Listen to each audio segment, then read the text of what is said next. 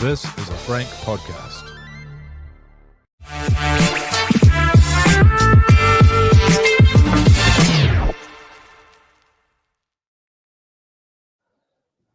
This Warriors Life podcast, 2025, episode 13.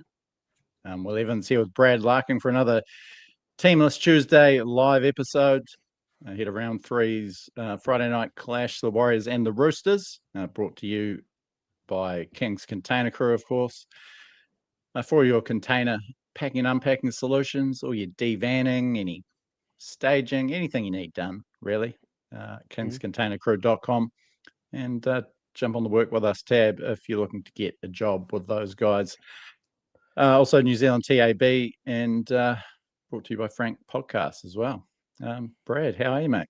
We're just waiting on Fonz. Welcome, by the way, anyone that's tuned in live and on YouTube, Facebook, and Instagram. Don't forget to hit that subscribe button on YouTube. We're only 9,800 new subscribers away from 10,000 on YouTube, Brad. So help us. We're starting to sneak up on it now. Yeah. Sweet, bro. Fonzie's just messaged backstage. He's keeping us waiting like the rock star he is. He's only just logged up. But, should we bring the big fella back into it? Yeah, bring him in. Yeah, bring him in. And in regard, just while he is coming in, I've done a bit of homework about that Roosters game Friday. Yeah. Kickoff, 8 o'clock. Oh, sweet. Yep. So New Zealand time? New Zealand time, kickoff, 8 o'clock. So, I just done a bit of research before the show this afternoon. So, just stumbled across that bit of info, which will be handy to me. Nice. I don't know. Yeah. You're on fire, Brad. Hopefully that's a sign of things to come with your deep dive research. Drop your comments into the live chat and we'll see if we can get to them. Here we go. Where old Fonzie? There he is. Not him, but a brick wall. Fonz, can you hear us? I can, mate. How are you? Gee, that was a deep preview there from Brad. Friday's game. All over. I've changed man, Fonz. Ever since you've been away in Hawaii, I've been doing big things. I've written that down. I'll be home at 8 o'clock to watch it. Yes. Oh, hang on. That was NZ time, Fonz. I didn't have time to research the Aussie time. Sorry. But when that little picture you flashed up then, the brick wall, the shade, I was like, geez, Fonz got a good tan in Hawaii, but it just sort of merged out into being a brick wall. Mate, I sure did. And talking about time differences and stuff, that was doing my head in over there, we're at 21 hours ahead. So Australia was a day behind, I think. No, wait, other way. I don't know. They're a day and 3 hours off. Then New Zealand was 2 hours different again. And I'm trying to keep up with the news and what's going on. It was pretty difficult. But, anyway, good to be back. When you For a brainy guy, Sorry, Brad. For a brainy guy, Fonz, you really struggle with time differences. We've had a couple of issues in the preseason where I'd message you going, "You ready to go, mate?" And you're like, "Holy shit, I've got it round the wrong way," and you're having trouble even with the Queensland time difference. I don't know, man. I'm just getting old. I think but so good to be talking after a win, eh? Yeah, isn't it nice? How good. Can you paint us a picture, Fonz? You're still in Hawaii, were you, for the Manly game? No, so I was flying back and I landed not long after the game had ended. So I hadn't checked. I didn't know the score, any of that. And I was going to get home and watch it. And I've got home, kids are cooked, put them to bed because it was 3 hour time difference. So we got home at, say, 9:30 Aussie, 10 o'clock Aussie, and that's 1 a.m. And so I put the kids to bed and all the rest of it. And then my missus has gone to bed because, it's 1 a.m. Hawaii time that we're used to. And I'm like, I'll crack a beer and I'll watch this game. 20 minutes later, I'm asleep, out like a light. So I've just cooked halfway through that beer. The eyes just forcibly shut. And then, so I got up early and watched it the next morning. So I was watching it on delay. In the meantime, Maddie over here at work had texted me about how our season was back on track and all this, so I knew the result because we obviously won. So I'd shut off the WhatsApp and all that, but I didn't think anyone still texted these days. Thanks, Matt. But there we go. Damn it. Yeah, but I certainly enjoyed watching it. That was kind of what I thought I'd see round one, right? Pretty much what I saw there. Not necessarily a 20-point win, but that kind of performance is what I hope to see round one. So round one, false start. Round two, that's where it should be. Yep. Yeah. No, Take a little bit. Sorry, Brad, I've interrupted you twice, mate. I'll let you go this time. For me, he's sick of me. He's glad you're back, Fonz. He's sick of talking to me. It's all about you today. I'll just sit here. Give me a yell when you need something, boys. Go ahead, Will. We will dig a bit deeper into Fonz's thoughts on the game. I'm sure everyone's dying to hear it, but we've got to get through some of these comments first. So Tim Gore has messaged about half hour before the show even started, saying, has Brad's new running regime resulted in any improvements in skin folds, and will he be fit for Magic Round? You got an update for us, Brad? I have been running, but that sort of curtailed a little bit playing nurse for the boy last week, but still back into the running this week and doing some calf. I'm trying to build up my calves. That's sort of the focal zone at the moment. Calves and losing the guts. Seen a photo in the Christmas holidays of myself from behind, and my leg just looked like Will said before it looked like a chair leg. There was no form to it at all. So I've got to work on that. Just the little things. Do you run, Fonz? Are you an exerciser? Mate, I used to just love playing touch footy. Like I play touch footy 5-6 times a week. It was my favourite form of exercise. But young kids getting away, work and all of that. So these days, pretty much mowing my lawn and doing stuff around the house is as close to exercise as I get, to be honest. And it shows, mate. I'll tell you, it shows. Yeah. Will's pretty handy at getting himself. To the gym. We'll be able to report back once we see Fonz's rig at Magic Round out of the pool. Yeah. I lift a lot of 450 mil weights. I reckon that's probably the. Matthew Brown, that unexpected performance will result in a lot less depression in today's episode. All right, Matt. All right, mate. We're just, taking it week to week. Shannon Griffiths, best time of the day. The boys are back. Good on you, Shannon. Love that fella. Andrew McCarthy's had a couple of digs in here. He's said, anyone noticed they got a sold out sign at Mount Smart? There's still a lot of empty seats. Understand we have memberships, but it smells fishy. Maybe one to follow. Yeah, only 21,000 and something. For the that first wasn't time sold out, 2023. They weren't calling that a sellout, were they? I think I heard on the coverage that they'd called it a sellout. I'm not quite sure whether that was official from the club. Andrews also said, surely Fonz lets us chat about the ladder today. Yeah, I reckon it's about time to start checking out the ladder, Fonz. Deep enough into the season, mate. Yeah, I reckon, mate. Have a good look at the ladder now and go and put some bets on. You'll come good, I reckon. Yeah, but I agree with Andrew. If they called that a sellout, I actually don't think they did. I reckon that was commentators just getting carried away because that was not a sellout by any sense. Like you do get in a stadium that size and the amount of members you've got, like there's member allocated seats. You get 1,000, 2,000 members not turn up. You're going to have some empty seats, and that's normal in a membership model. That's totally normal. But 21 is too low for that. There's no way that was a sellout, but it's still a good crowd. Yeah, right? Most members would turn up for the first home game of the year, wouldn't they? If you've gone out of the way to be a member, you'd think they'd be sort of filling all those seats pretty easily. Yeah, it was out of it. It's the most blue seats I've seen on the screen at that ground for a long time. For a wee while. Yeah, it was the lowest crowd last year. I think it was 23,000 and something. A little bit of a dip, but good to see it. Still pretty solid. I'm sure they'll get an even bigger one this weekend. Fonz, did you want to elaborate a bit more about what you saw once you eventually got around to watching the game? Match? I guess the game plan they used and how they employed it, and good elements, good bad elements.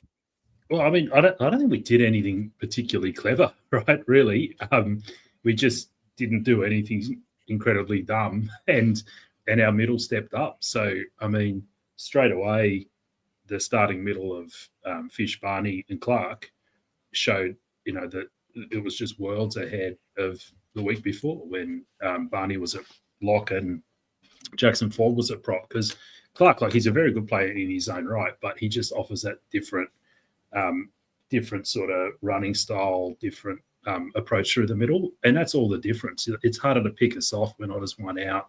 He's running different angles. He's looking to ball play a bit more. So straight away that helps. And then look, I think Fish and Barney just had a point to prove, right? So we're probably you can't rely on having a point to prove every round for 26 weeks. So we're going to have to think about that too. But they had a point to prove, so they played, much better. And I just think Manly's middles are big and powerful, but they're kind of slow, whereas Canberra's middles are they're big, powerful, but they're also quick and mobile. Like they're a different type of physicality, Canberra. And so with Manly, once we overcame the original sort of first 10 minutes of absorbed that, with a bit of luck, by the way, because they could have been 12-18 up early on. It was looking a bit dicey there. But once we absorbed that, and those bigger bodies just sort of probably got a bit more tired, a bit more fatigued, then our mobility was working. And we got over the top of them, and everything else came off the back of that. So it's no surprise that Egan looked like a world beater. It's no surprise that the halves had a better game. Sort of everything goes better when your middles are getting on top, and our middles pretty much did. So that's kind of where it all started. But there was some other smart things. So we would go on shifts, and in the past you'd go on shifts and the defense would be covering you, sliding so that you get to the wing and it just dies, or even worse, we get pushed in the touch, right?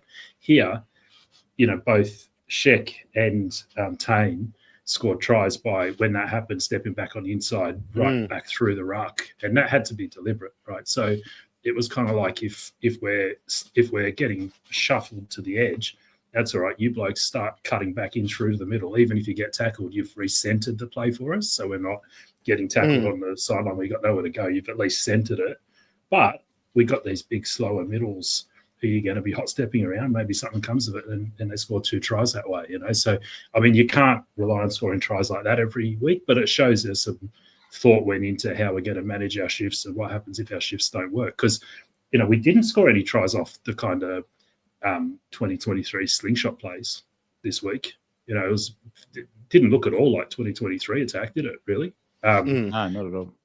You think about the tries, it was those two cutting back in, Egan crash over, Metcalf short ball to the centre. We hardly ever hit the centre in 2023. It was always centre decoy line for the wing, and then Chanel running on the left side to score when we sort of crunched them up in the middle and had space on the edge. And, we basically never went left in 2023, right? So very, very different. And so the start of like a different attacking model based around these halves, still clunky, still messy. But, I said in the episodes we did before the season started, it was going to take 10 rounds for this team to fully get going. And, we saw the first steps there, I think, on the weekend.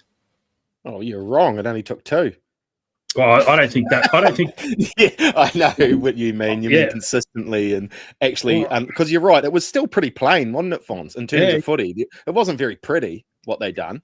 They no, I don't. Drafted and took opportunities. Yeah, other than our middles really putting in, right, and lifting the intensity, and Egan performing at his best off the back of that. I actually don't think it was that great a performance, like, if I'm honest. So Manly skinned us early at will, and then they kind of got white line fever where they just thought they could go around us and they'd score points, and they stopped sort of rolling their sleeves up a bit, whereas we did. And in the meantime, their big boys got tired. I mean, I don't think, put it this way, I don't think that performance gets you in the 8. I don't think it gets you in the 8 at all. Yeah, right? I agree. Yeah. But I thought it's a hell of a lot better than it was before. Yeah, definitely. But the scoreline made it look a lot better than it was. It sort of seemed to me after the game, I can't believe that it ended up with that scoreline, just the way the game unfolded. We took our opportunities really well. Manly obviously didn't, and I thought they were really poor. But I had a rewatch, and it was a weird old game. There was some pretty bad patches from the Warriors, and but that scoreline kept on taking over. And every time we lost momentum during that game, we managed to swing it back in our favour quicker this time around. I think other times it's always been, would make a mistake and the momentum would swing and would just compound it, and it would compound. But we seem to do well at wrestling back that sort of, because they were stopping us getting any meters down the field and that as well, weren't they? We were kicking from deep. Yeah. So Yeah. we just took our chances, and they made a couple of blatant, like that last try. That was just a freebie, wasn't it? That intercept, that pass should never have been passed. And I think there was a couple of lucky ones. But Jesus, it gives you some hope, doesn't it? It might not be flashy, but Jesus, we can just mongrel it out. Yeah. Aaron Clark, I love his different level of energy amongst those three starting. Yep. All of them have got various levels of energy and enthusiasm. Yeah. Yeah, I mean, if that's round two, like if that's where we start the year, we can finish the year in a good spot, because we have one of the most disrupted rosters in the game. Like if you look at the amount of players in key positions that have changed, and the whole game models had to change because of it, and sort of this starting to blend old and new. It's going to take us time. I think other teams have more cohesion and more consistency from last year. The other point, I just saw this comment from Jordan Savage on there about line speed. That was a big difference this week. Yeah. When you got a small pack, you got to be making more pre-contact meters and stopping them from making more pre-contact meters, because you're going to lose the post-contact. That's kind of what goes with the territory of having a small pack, right? You should be able to get up there that little bit quicker. And so you've got 1 and 2 blokes on them, and you can get control that way. Whereas if you've got the bigger bodies, you tend to be a bit slower into contact, but push through contact a bit more, right? So line speed is critical if we're going to run this kind of pack. So I agree, that was a massive difference. That ruck area, the way they were getting up on them, they were almost perfection, in that area. Whereas the backs and our actual ball playing skills, everything else that come along with it, wasn't that great of a showing. But they pummeled them in the middle of the field. Yeah. God. Yeah. 91% completion, which was obviously a massive improvement. And the Manly were poor in that department. 93% effective tackle to 88, so it's a solid difference there. And the 6 agains, I think it was, what have we got here, 11-2, which was huge. We just kept on getting those repeat sets, which killed them and resulted in Jake Trbojevich's sin binning, which was pretty crucial in the end after Tom had also gone off injured. So but even following that sin bin, they could have almost spinned another one. They were still all over the ruck. Yeah, following sort of 2 sets, they were pushing the line there. They could have been down to 11 real quick. Shannon just said thoughts on the 2 dodgy Manly tries. Borderline calls, and I thought the best part was how we bounced back from that. I mean, I would probably, I would have been disappointed to have either one taken off me if I was a Warriors fan. Especially if it was given like it was. And they went upstairs as tries. It's probably hard to take them both off us. Maybe Egan's one was similar as far as potentially being held up. So I don't know, wasn't too concerned with that in the end. But then if we'd lost by 4 or something, maybe you're thinking a little bit differently about that. Be sulking. Now Dally M points. Interested to hear your thoughts on this, Fonz. Both judges giving Luke Metcalf the 3 votes. Wade Egan got 2 votes from both judges, and then Roger Tuivasa-Sheck and Chanel Harris-Davida grabbing 1 each. Thoughts on that one? I mean, there's been a fair bit of hyperbole, I think, around Luke Metcalf's performance, if you ask me. Some great moments, big step forward for him, but still pretty patchy and some pretty dog shit moments as well. I reckon. What did you make of it? I reckon I'm seeing a pattern where the Dally M judges really like 1980s haircuts, because the blokes they want to give points to are your Metcalfs and your Pongers who have that kind of that step cut with the bushy on top, sort of 1980s style. I think is what it is. So I reckon Wade just needs to go get a haircut like Luke, and next minute he'll get 6 points out of the next game, because Wade Egan was the best player on the field on the weekend. He was outstanding. Yeah, definitely. Clark had to have got a point, in my opinion. That's a weird one. Like Metcalf, that's a great game for Metcalf's confidence. He wasn't perfect, but at least he gets a little bit of confidence. He can slowly build on that a little bit each, because he looks like he's blatantly a confidence player, doesn't it? Like, Yeah, you can tell once he gets a little sniff, he's going to be cocky as and he'll rule the world. But I think he's still a lot to work on after the weekend. It doesn't matter what you're doing, mate. Whether you're a builder or any other job you've got. When you're inexperienced, you're worried. Right? Am I doing it right? Can I really do this? He's inexperienced as his first grade 7. Confidence is going to be a thing for him until he gets the experience. Once you get experience under your belt, you stop worrying so much because you've kind of been there, done that, and it's just going to take him games. I think. I thought he was great. Yeah, it was good. He had a good game. He just wasn't the best player on the field. That's the truth of it. Yeah. There was one patch there, and I do want to that I sort of picked up on the rewatch, and I did want to bring it up since a couple of people come at me for my player ratings, which I love on a Saturday morning after staying up till midnight to do the ratings. By the way, after Ruben Garrick scored that try, so it's 24-16. Game's kind of back in the balance. Metcalf runs it, I think, on the third, coughs it up in the tackle. The next set the Warriors have, he throws a pretty loose pass, which Jason Saab probably should have. It was right in his breadbasket, and he dropped it. But if he catches it, it's an 80-meter runaway. All of a sudden, we're 24-22.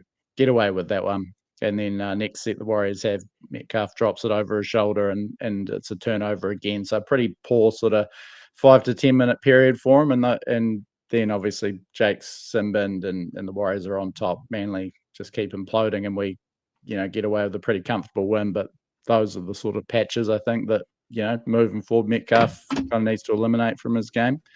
That's why I sort of wasn't raving about his overall performance so much, even though there's, the first half, those try assists, beautiful, great to see him get the runaway at the end. His support play all night was really good, and I thought his kicking game was pretty decent under some pretty tough circumstances with not getting over halfway that often. But that was just where I landed on Lukey.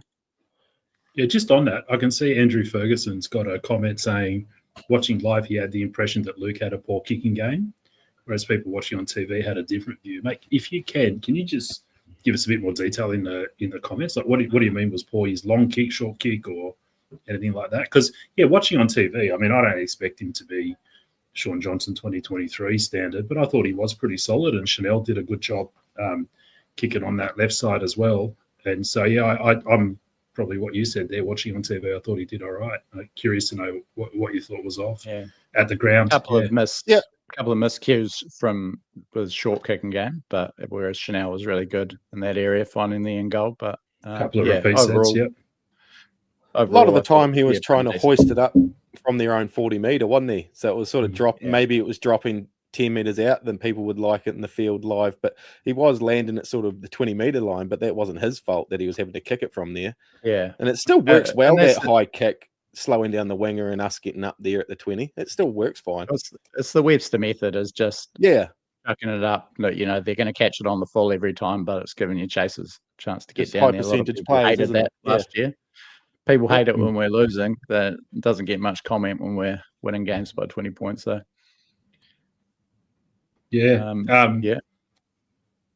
But overall I was really pleased with it. A couple of things, like I said, I don't think here we go. Andrew's come in saying his kicks on the last seem like they had no distance. Yeah, okay, interesting. That's what he's saying there. Those they're landing 20, 30 dropping on the 20, and which it was 5 out. Okay. No, I'll have another look at that and keep an eye on it.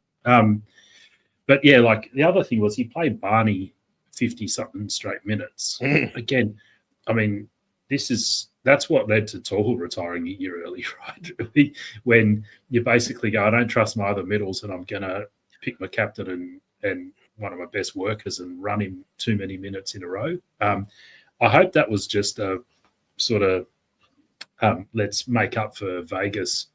And we want to do this because it can't be we're playing Barney 50 minutes straight in the middle every week. Like, that's not the solution. So I still think we need to work out the actual solution to our middle rotation And to me, it's bringing in Dimitri Vaimalga. Right? I think he should play part of the middle rotation rather than sort of come on as an afterthought in the last 20 minutes. But for whatever reason, Webby doesn't want to do that at the moment. So I'm not quite sure how that plays out. I mean, whether maybe he's just giving Dimitri another 4 weeks or something to ease his way into being part of the squad, getting NRL minutes, and then he'll do it. But we can't run that same middle rotation with Barney playing that many continuous minutes for 26 rounds.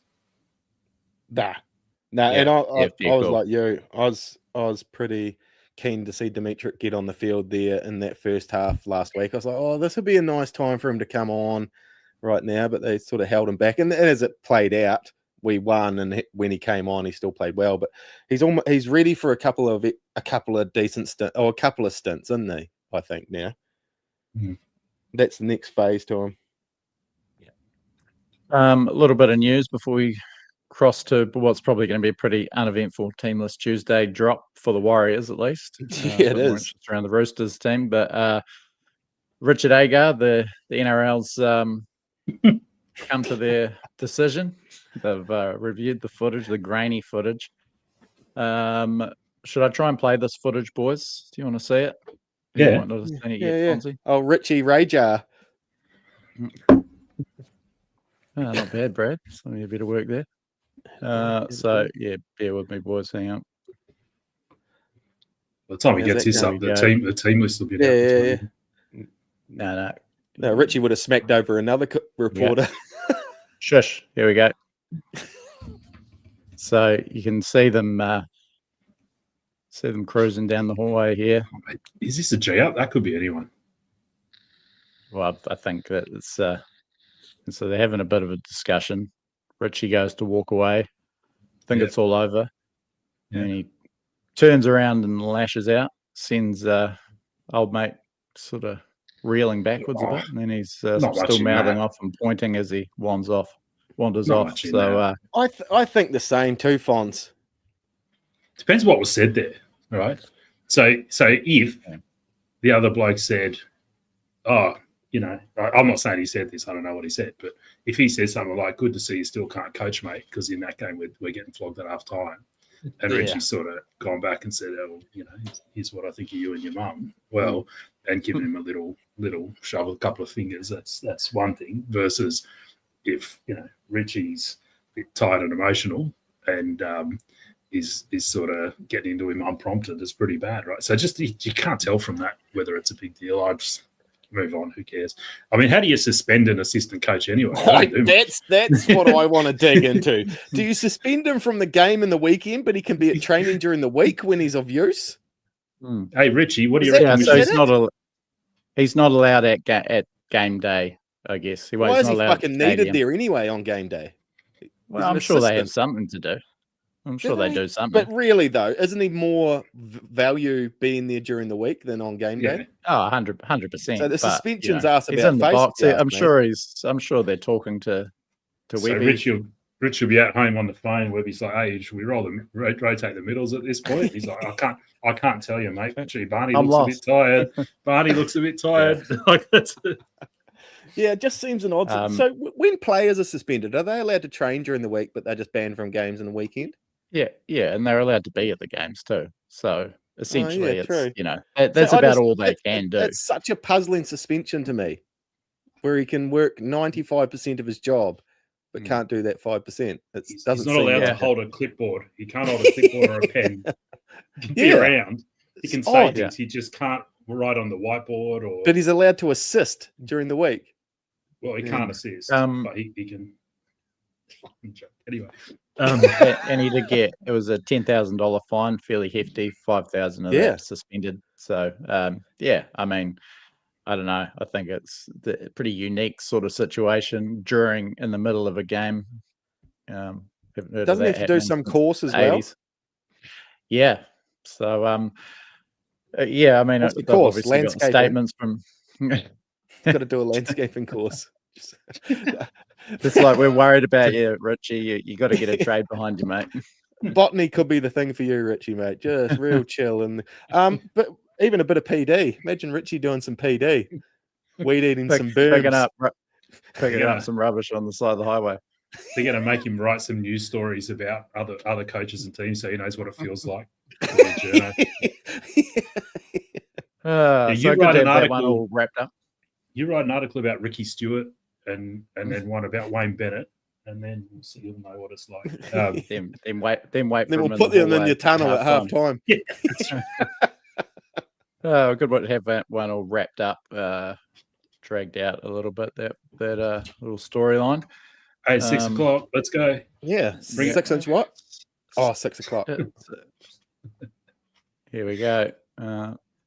Oh, exciting. Where are the changes going to be? New halves pairing? Probably give the props a rest this weekend? Yeah, probably. What have we got? So, run through it as a formality. Chans at fullback, Tane and Roger on the wings, Ali Leataua and Adam Pompey in the centres, Chanel and Luke Metcalf halves, forward pack, Fisher Harris, Egan Barnett, Capewell, Nukorde, Clark, and the interchange Walker, Ford, Waimaunga, Halasima, extended bench of Laban, Martin, Lussick, who I don't think has been on that extended bench. That's been very interesting. That extended bench is interesting. I didn't see last week's one, but Rocco is back. He was not there last week, was he? Lussick wasn't there, and I don't think Laban was either, was he? So have we lost Ale? Tom Ale? And Adamir Toiava was 18th man in Vegas, but and I'm assuming he was in the reserves last week. So interesting to see Berry there. Got a couple of questions for you, Fonz. I'm sure plenty of others do as well. Let's get to it now. Do you see Rocco having an avenue back into this team, without an injury or a severe form drop-off from Pompey or Leataua? He's been pretty good, and he's certainly very good in New South Wales Cup on the weekend and second game back. I know you're a big Rocco fan. Thoughts on how he might be able to finagle a spot back in the lineup? Well, if he hadn't spent the preseason injured, he was in my starting 17, and he was on the right side centre, and Ali was on the left. So then when he's injured, it's interesting to me that Webby moves Ali to the right, puts Ali on the right and puts Pompey on the left, because Rocco is definitely better on the right. Like he said, he prefers playing on the right. That's where he wants to be, and that's where he played the whole 2023 into 24 season. I think Ali has played more on the left, but he's played both, I think. Because when I go and look at his lower cup highlights, and more on the left. But so I think he can probably go either side. He played 4 games, I think, late 2024 in first grade. That big game he had against the Dolphins, that memorable break he made against the Sharks in the last round. That was both as a left centre. So yeah, you're right. He is versatile, I think. Yeah. So what I would do if we're in round 1 and everyone was fit is Ali left, Rocco right. That said, I don't think you could drop either of those 2 boys after last week. So they're going to be my starting centres this week, and I am going to wait for a injury or just some form related issues, or Berry just absolutely killing Cup to a point you can't leave him out. It's probably where I'm at. I do think it's a better team with Berry in it, but I don't think you can drop these boys this week. So you've got to let this keep running for a bit and see how we go. But I think long run, you end up with Ali back on the left and Rocco on the right. Yeah. Pompey probably is the one that's a bit more vulnerable, a little less dynamic and can be pretty quiet. In Webby's tenure, has he ever dropped anyone? Can you think of anyone who's dropped for form? Bunty, Jackson Ford last year. Yeah. Bunty and Jackson Ford. Yeah, fair enough. Marty Martin, he dropped. He loves bringing experienced players straight back in, regardless of. Yeah, it's going to be tough to usurp it's going to be hard to tell Adam he's not playing. He's not doing anything wrong in there. I think it's going to be an injury. But if you don't play Ali in first grade this year, like if you put Berry in and put him back to Cup, some other clubs offering him $500,000 plus straight away.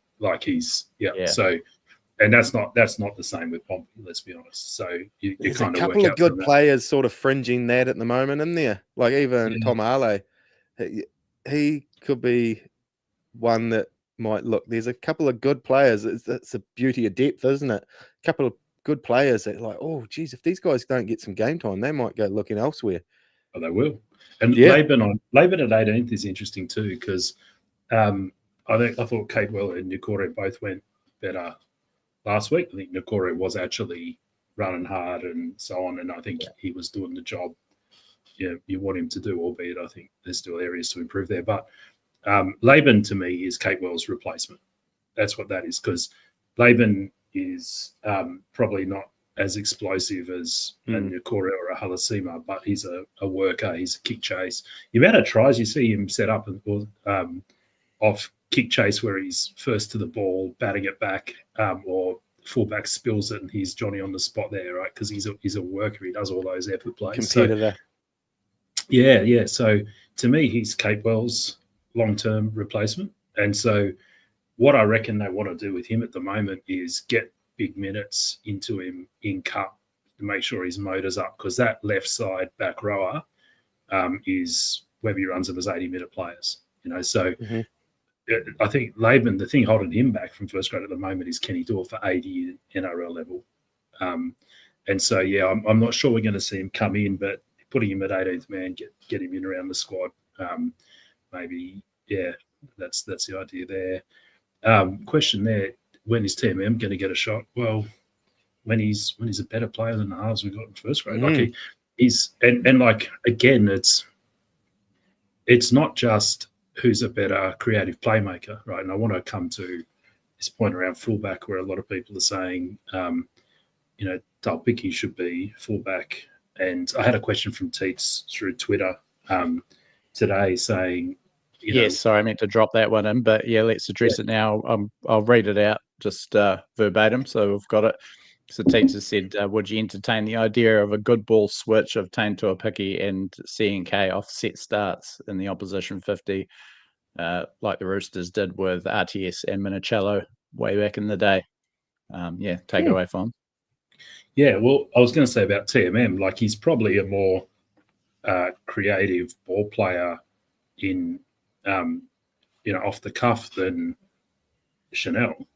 But not by much, though. I don't think. Like it's even if it is by much, Chanel has a better kicking game, long kicking game at least. Yeah, I think he's probably a slightly more staunch defender, and he's a player you want to invest in going forward. I think his combination with Metcalf is there. So I don't really see why you'd bring Temari in unless we get an injury. I mean, he's an amazing first drop player to have at cup level. It's crazy he's at cup level, if I'm honest. Yeah. But he's just one of these guys who his skill set isn't quite broad enough for any of the positions. Like he can't do the yardage work from fullback. He probably doesn't have the kicking game for the halves, or that kind of limits his effectiveness for the halves. And he tends to go missing when he's not the dominant 7 or the fullback. So he's just one of those guys, unfortunately. But look, hope if we get an injury, I hope he proves me wrong and kills it. But it's kind of the same with Tane. So at the moment, we're running a bit of a small ball pack, like a slightly underweight pack, right? We all know that. You got Jackson Ford coming on as prop when he's really a back rower who's been asked to play prop, and you've got Walker and Clark as your lock players, and they're the smallest lock combination in the comp. And Barney and Fisher are actually on the small side for props, really, right? So you're running a pretty small front row that's quite mobile. You've got to get yardage out of your back three, right? You've got to get a lot of yardage out of your back three. So when you're choosing a fullback, Tane can probably ball play a bit better than Chance, and he's probably got a bigger step on him. But in order, the things you got to be, for this squad right now, the things you got to be prioritising when you choose your fullback is defence, right? Who's going to mop up when we leak and catch the balls, etc. I will put Chance slightly ahead of that, just purely based on his physicality to make a one-on-one cover tackle. And his experience in positioning himself. Then the next most important thing is yardage. Who is going to get you on the front foot coming out of your end? Because we don't have the big bodies who are going to go from a standing start and bend a defensive line. We need our back three to have us already moving forward when our props are picking up the ball on the third and the fourth tackle of a set. So Chance is far and away a better yardage fullback than Talpicki. Talpicki might slide into a crease and make 20, 30 metres on a kick return, but he also has a, possibility of getting ragdolled, and your whole set starts from a very slow position, right? And then your small props aren't getting you out of that hole. So that's the next thing. And then a distant third in what I'm prioritising when I choose my fullback is how good is he in good ball on the left-right side? Like how good is he chiming into a backline? That's third in my criteria. And so that's why I'm picking Chance. So Teets, I think, thinks the same way, but he's asked the question then, well, could we do what some teams have done in the past and get them to swap in good ball? So if we agree that Chance is better defensively, better in yardage, if we've got a set starting in the opposition 50, right, we get a penalty or something like that, Chance, you go hang out on the wing there, and Talpicki, you basically play fullback there so you can ball play. And that's smart because it's the best of both worlds, right? Where you use Talpicki when his strength's there. The only problem I see with it is, firstly, when Dallin comes back, whenever that is, 4-6 weeks, something like that, is Talpicki even in the 17? Right? So do we want to start training because you got to practice this stuff. You got to spend reps at training if you're going to do that. It's complicated, right? You got to work out your shift here. That means Chance has to learn how to be a finisher on the end of a backline sweep on the wing, and Talpicki has to learn how to chime into the shifts left and right. Yeah, so it's not like you just do that in game. You got to practice that. You got to get a lot of reps around that. You got to make it part of your training, part of your game model. And if we're just going to put Dallin on that wing when he comes back in 4 to 6 weeks, it's probably not worth it. Like, it's not worth the effort to try and learn that, because by the time you do, Dallin's back and Talpicki's not in the team at all, right? So I think that's probably the issue. Like, if he was our first choice permanent winger, yeah, I would invest in something like that. It would be smart. But he's probably only there another month, depending on how Dal goes. And injuries. You make a very compelling case, Fonz. It's probably just my less educated wanting the shiniest possible thing, or a bit of change, I guess, that I still like the idea of Tane as the starting fullback and Chance at centre, ahead of Pompey and even Berry, just because of his ball playing. But and also, there's a bit of a trend of smaller fullbacks in NRL, and they do still rack up the metres. Jai Gray ran for 300 metres for Souths last week. Tuapiki had about 200 metres against Cronulla in the last round last year, and against Penrith the Magic round. So, he's definitely not the guy that's going to make the same sort of hard yards that Chance does. Yeah. But I think he. But are those small fullbacks? Are those small fullbacks behind big forward packs, likes of the Raiders and the Titans, right? Titans, so, you know what I mean? That's what you said at the top of everything. We've got a small forward pack, so we need a larger fullback. But if you've got a monster forward pack, you can then risk having a smaller, lightweight fullback.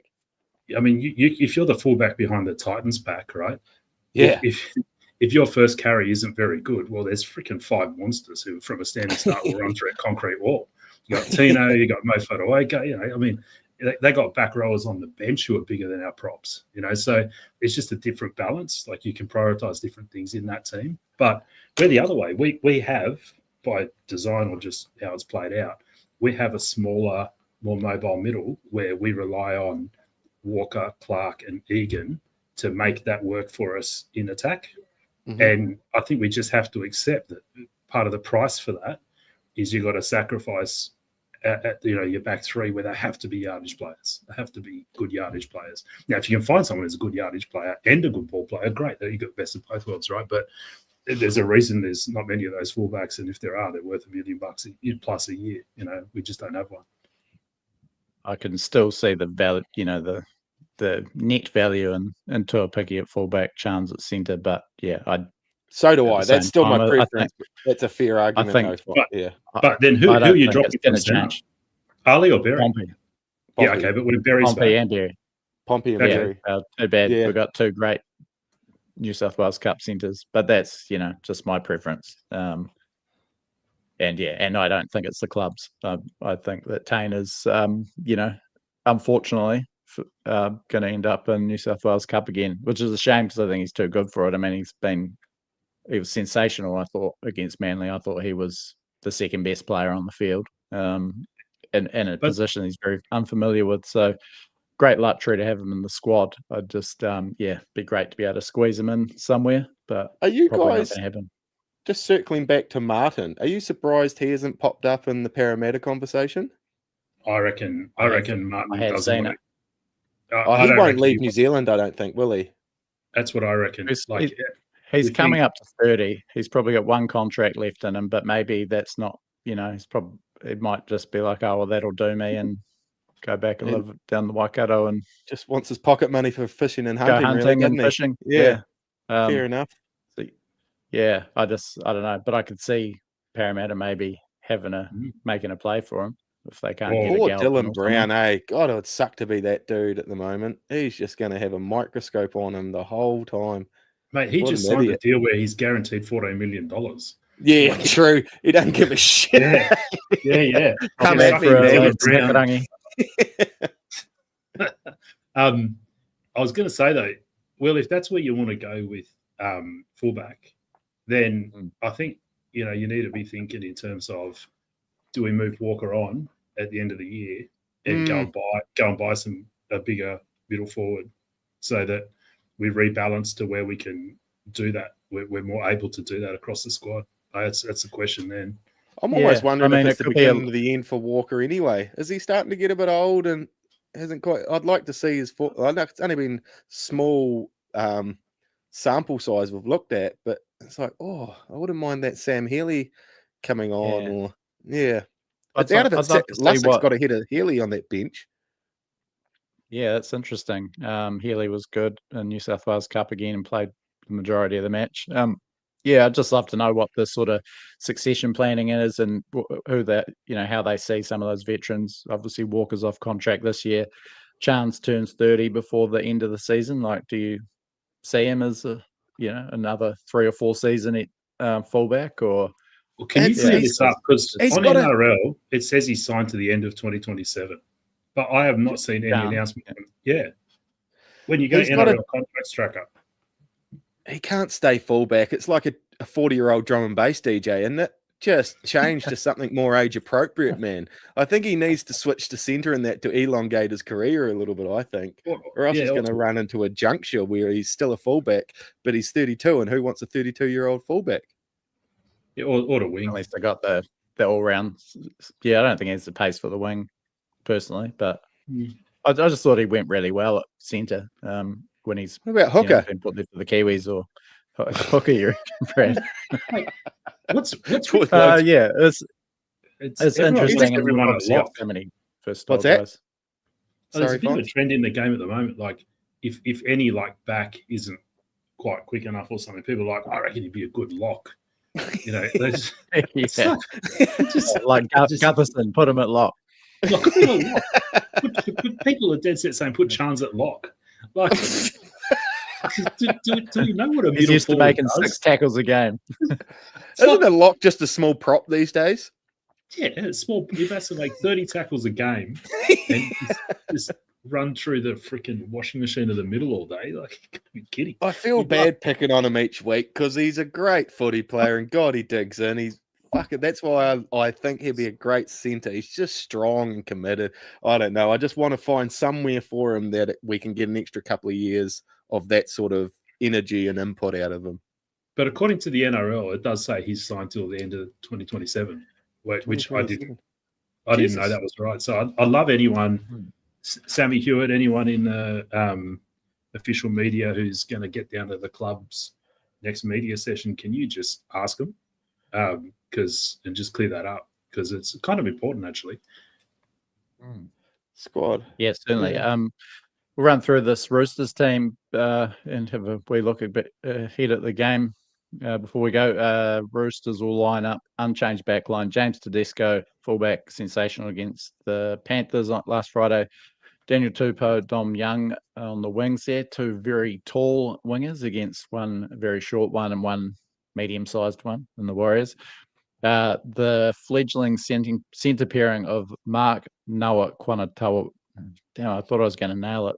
Noah Quanatasi. This is about as close as I can get. And Robert Toya, the rookie. Yeah, great, exciting matchups with the two Warriors centres there. Who have we got? McGruff reckons that that Mark N is going to school Pompey. The pack, a couple of crucial additions. Spencer Leniu back from suspension, his first game of the year. Connor Watson, superb against the Panthers at hooker. Now Fahu White had a big game in a no-name Roosters pack last week, the Kiwi International. Angus Crichton and Siwa Wong, the Burnham Chevaliers Junior, the second rowers. Victor Radley back from concussion protocols at lock. And the interchange of Zach Docker-Clay, Salesi Foketi. I think he was the one that had to do a concrete pour the morning after that win over the Panthers. Blake Steep, another rookie, and Lindsay Collins, the Test and Origin front rower on the bench. So nice little luxury there. Suddenly that depleted Roosters squad doesn't look so depleted with a couple of those internationals and Origin players back. But yeah, obviously we're probably looking ahead to this one at full time on Friday night as a pretty favourable matchup for the Warriors. Then they go and upset the Panthers as $11 outsiders. A couple of stats for you boys. We've won every round 3 game since 2020, so we're looking for 6 on the trot in round 3. Unfortunately, we're on an 8-match losing streak against the Roosters, and the last 2 times they've played at Mount Smart, they've held us to 0. So we're due. Yeah. We're due, like the Alpine Fault. Can I just sorry, I'm just going to segue here. We've got a mate called the Alpine Fault. Is, do you know the Southern Alps in South Island, Fonz? Yeah. There's a fault line directly under that, and for years, ever since I've been born, everyone's saying it's due because it's well beyond when it should have gone off for the next big earthquake. So we've got this mate Jolan that we play backyard cricket with, and his nickname's the Alpine Fault because he's due. He hasn't scored any runs in about 60 years. So his nickname's the Alpine Fault. I like it. Oh, sorry. Anyway, sorry, Will. Fucking back into... No, you're right. We will look at the TAB's odds for this game. Proud sponsors of this Warriors Life podcast in 2025. Before you tell them, I haven't seen them. I reckon it should be Warriors $1.80, Roosters $2 or something like that. Jeez, you're not bad, Fonz. Warriors the slightest of favourites at $1.87 to the Roosters $1.95. Yeah. The line for this one is 1.5, but if you're betting on the Warriors to cover the line, you get $1.96. Speaking of lines, because I reckon if I hadn't gone bald already, whoa, we're still live. If I hadn't gone bald already, I would have gone bald trying to explain a point start to Brad and Wheeze. Co-host last week has asked, how does Fonz go with the point start? I think that was in reference to your struggles with time difference, Fonz. You got your point starts covered there, mate. You know what you're doing there. Yeah, if it's plus 2.5, that means you can lose by up to 2.5, right? If you're the attacking team. Yeah. And if and then you just jeez, that didn't make it any clearer at all, eh? If any, I thought I was on top of it. You're not even trying at this stage. No, I've got it now. Oh, we need to win. If we lose by 2 points, If you're the exactly the way I described it, lose by 2.5. Right. Oh, so now you I believe you. You're just pissing me off now, Brad. I just don't exactly give how a fuck, to be honest. Well, for someone that has a bet on every game, that's really crucial. I just don't take that bet. Anytime try score a 80-minute second rower every week. If you're struggling with point start, how are you going to do super coach, mate? Bloody hell, I don't even get to super coach. It's so funny. Speaking of super coach, we've got an update. Brad's do you know what happened to me, Fonz? Because the boys that laid up crook, I was like, right, we've got to find something for you to do. We'll sign up for Supercoach. So we signed up Sunday, and all the players were locked, and it was unlimited trades. We thought we were bowlers, but all we could fill our teams with was Parramatta, Tigers, Bulldogs, or Titans. So we just auto-filled and had a little player. I'm like, we'll tidy this up during the week when everyone's unlocked. New week now, only 2 trades. So we could only make 2 trades in our team. I don't even have one Titans player. My team consists of Bulldogs, Tigers, and fucking Parramatta. So I've had to restart an old email address of mine so I can delete that team and start again tonight because there's no way I can claw my way back. Do you play it, Fonz? No, mate. Tipping comps is about as complicated as I'll get with this stuff. I just never. I'm hopelessly disorganized in my life outside of work. So the idea that I would monitor things and change and make trades and all that kind of shit, like by round 7, I'd have a team of 17 blokes who are all injured or something, and I haven't updated it. Yeah, that's usually what happens with me. It's only because the boys croc that, and he's actually into it. And it was funny. He was picking his team, and he was trying to pick a prop, and he goes, "Dad, what's Tino fa?" And he was trying to pronounce, Tino's last name. I'm not even going to try. Malawi. Yeah. Well done. Kudos.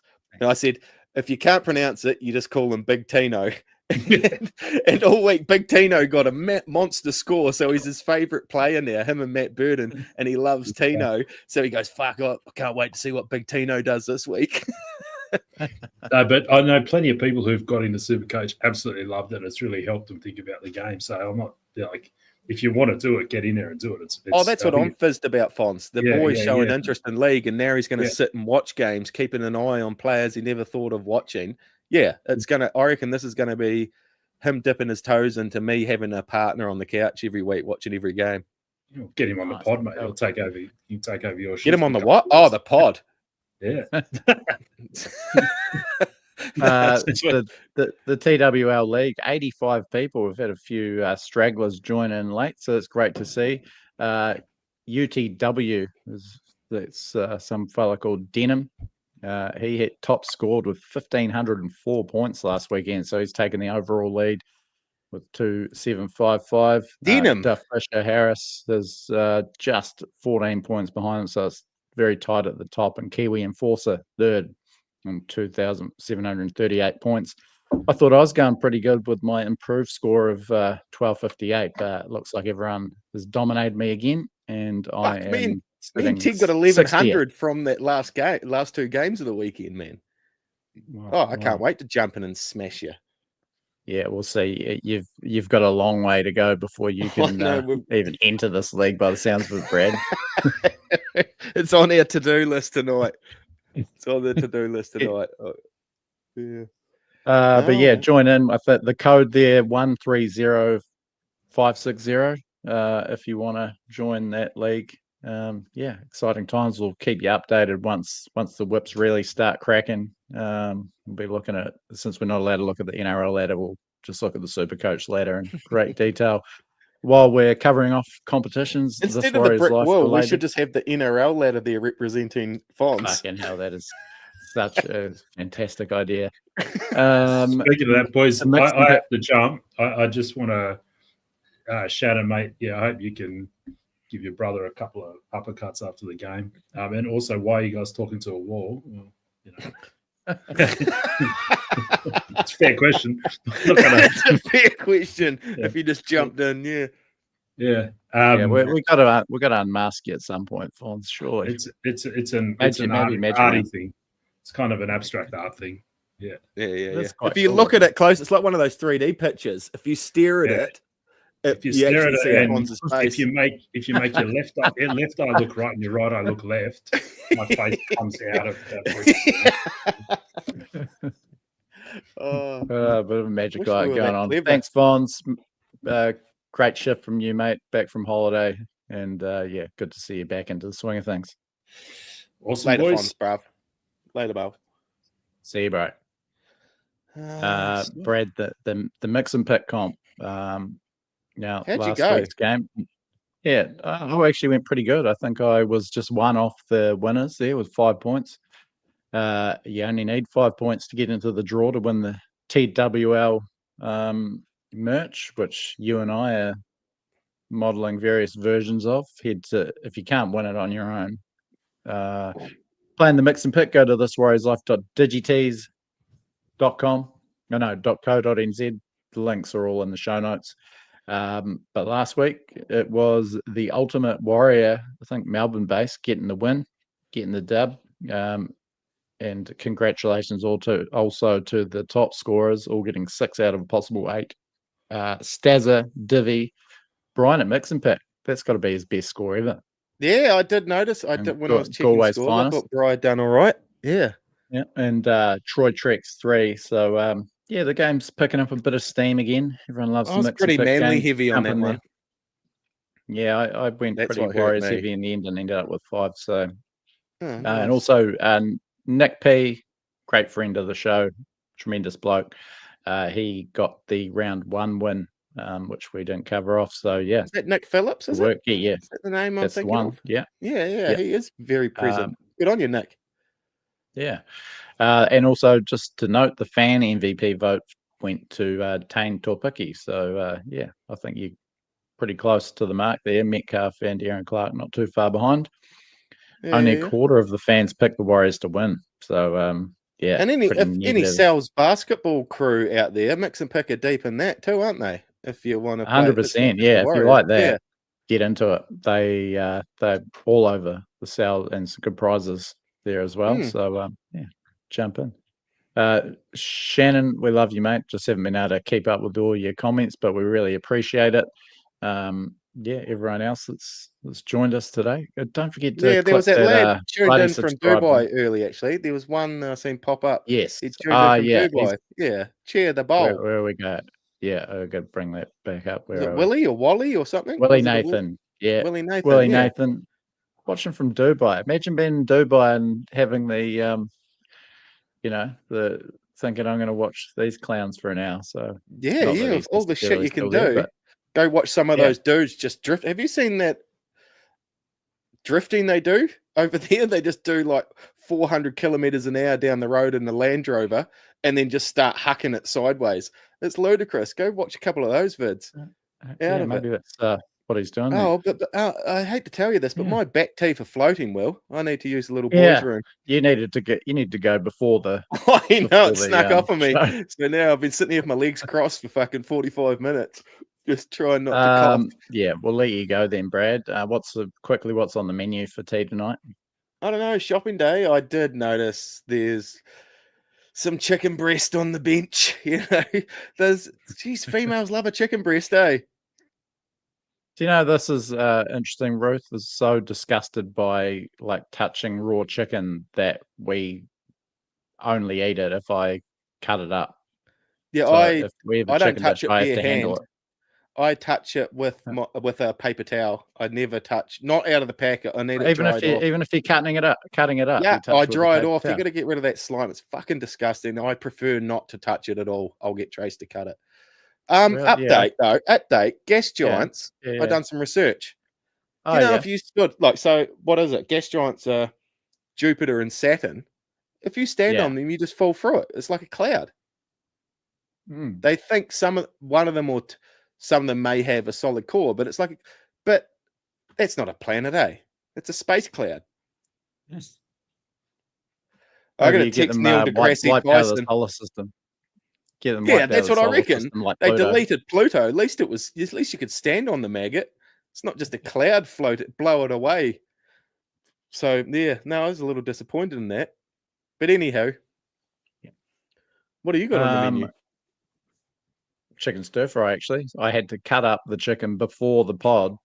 Ruth's frying the rest up now. Is it wafting through the house now? Is it wafting? Yeah, I can hear it sizzling away. It's going to be good. Oh, nice. Yeah, chili oil. Yeah, I can't wait. So lucky. Yeah. Oh, rad. Yeah, thanks everyone for joining. Go and click those subscribe and like and all the buttons. Come on, any button that you can see to click. Just click it. Just mash the screen. Just mash the pad. Yeah. Even if there's a risk of getting malware, just click accept and like and subscribe to anything you can to boost up those numbers. Some dude just ends up 80 local hookups texting him. Oh shit. Okay. Yeah, good work. I've got to figure out how to end this stream, but thank you very much for joining us. If you've joined us live, if you're listening later, hopefully you've had a good time as well.